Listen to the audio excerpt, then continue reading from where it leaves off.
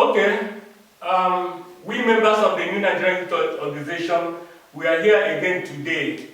The core members are here with me. My name is Marcel Iwajunwa and I'm from Imo State. So on my right is... I'm Olutekunbishola Adeboye from Kogi State. And I'm Ugo Israel from Cross River State. Okay, thank you so much. So today, Tony Elumelu and James Ibori, that's their public appearance is going to come into focus. But before then, in our last episode, we tried to look at the actions of Ahmed Lawan, Godswill Akpabio, and Dave Umai. These are top politicians in Nigeria who made the electoral law and who went around to circumvent the law. So we are trying to look at what actually happened. We are saying that just like a former Malaysian Prime Minister said, he said corruption in Nigeria is driven by the absence of sense of shame.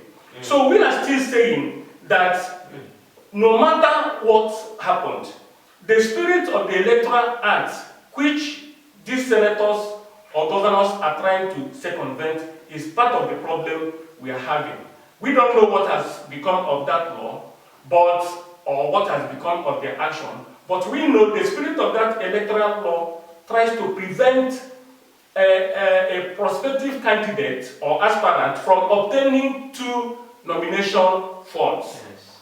Whether you call it expression of interest or whatever form, the spirit of that law is that it is wrong for anybody to go and obtain 2 expression funds at the same time. Yes. So if you are now planning to say that the law is talking about candidacy, we are still going to get back to that. So right now we are going to activate what the Guardian newspaper suggested, that part of the strategy in the fight against corruption should be naming and shaming of these leaders who try to circumvent the law. Exactly.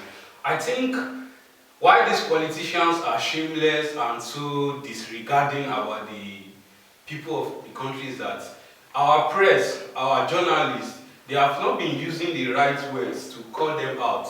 Nigerian press have never called them thieves or suspected thieves. And so this is giving them that confidence that nobody is calling them out. They are not using the right words to shame them, to bring them out. You know, what they do, they just try to paint it in a very simple picture. Like, it just carries smooth. They don't make it, they don't paint the actual picture. They make it look so very light and as if it's nothing. Sure. So that of course is part of what I'm going to do today.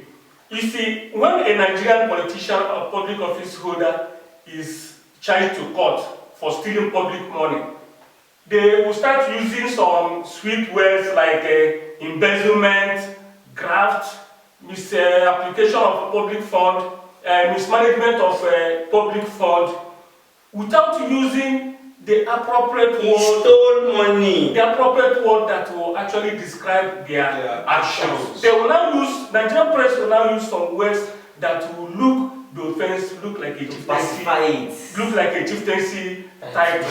So the fight against corruption should move to the public space. Yes. Should move to civil society, should move to every Nigerian who will look at these politicians, look them in the face, and call them what they are, criminals. If we are going to do that, name them and shame them, we are not going to get out of this situation. You know, I think the reason why we find it difficult to shame these people is because somehow inside an average Nigerian, there's a desire to do the same thing these people are doing.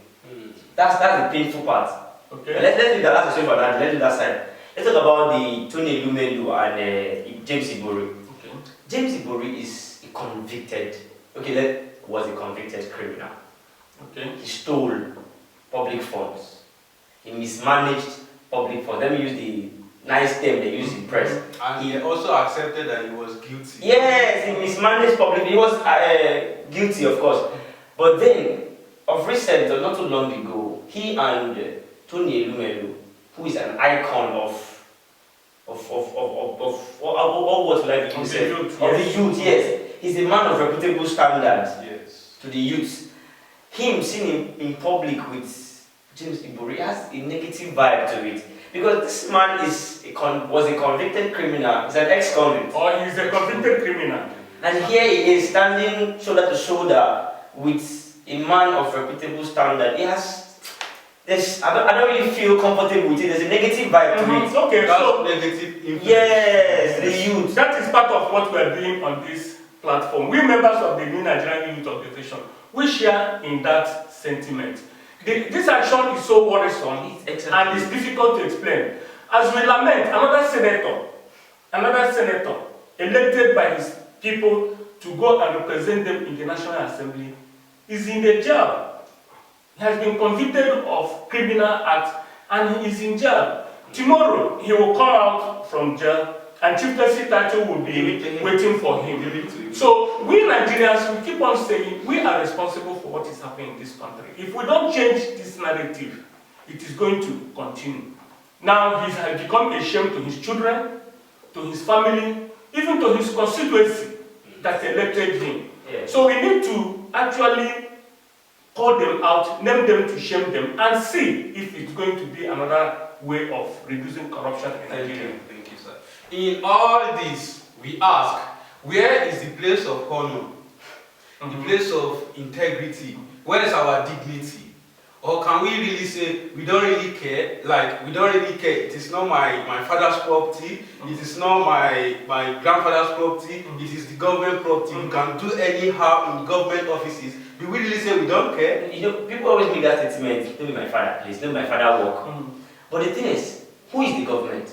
We are the people. We are the government. So if you are saying a government property, a government work, yes. Who is the government? It is you and I.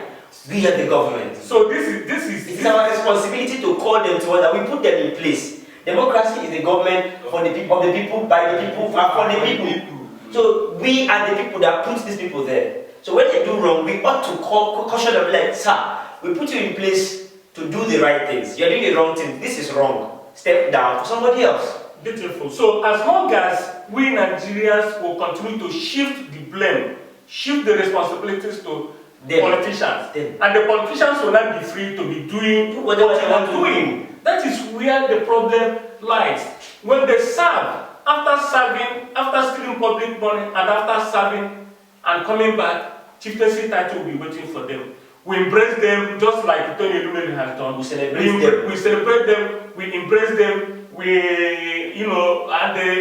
offer them all the compliments they need. These are the things that embolden them. There's nothing to discourage them, and there's nothing to shame them.